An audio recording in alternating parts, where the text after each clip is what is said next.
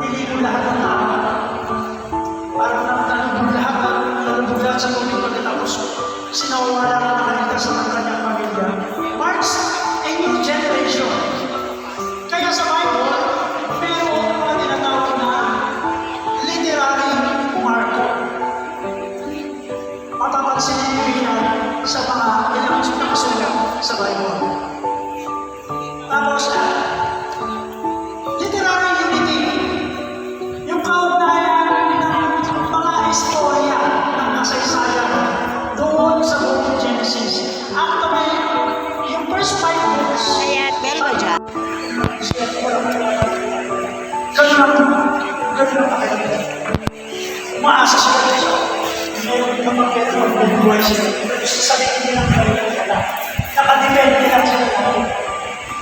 While sa Southern Kingdom, iba. For this time, spirituality.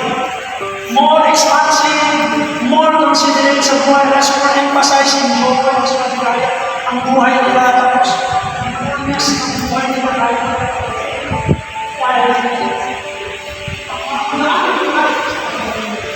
that's why, teachings ni Jesus Christ. Mga teachings ni Jesus Christ. Sa Matthew, huwag kayong mag-alala tungkol sa inyong kakailangan. Jesus Christ was raised in northern kingdom. Pinalaki siya doon sa lugar na kaya ang pananampalataya. Huwag kayong mag-alala tungkol sa inyong makakailangan sa basta din yung mga limang sa inyo.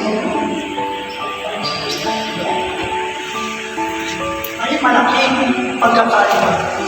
Samantalang ang Southern Kingdom umasa sa commandments. And then there is a difference between the commandments of Moses and the beatitudes of Christ. Beatitude means being attitude. Commandments, ang commandments ng Diyos kay Moses. Ang Old Testament, Mary, meron po kanina. CWL, meron po. Ay, as in Tita. Outer server. Lector po. Lego. May Lego po ba? UCG. UCG.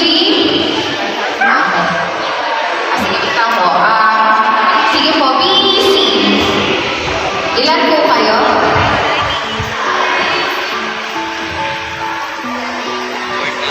BEC po. Ayan, sige po, punta po dito yung mga BEC po.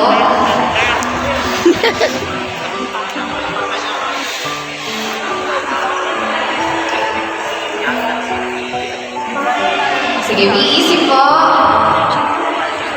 O, CFC.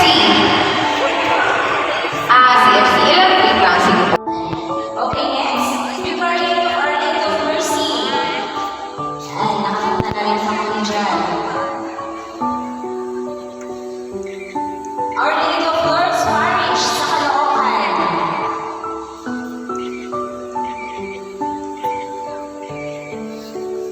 Epiphany of the Lord Parish, Caloocan din po.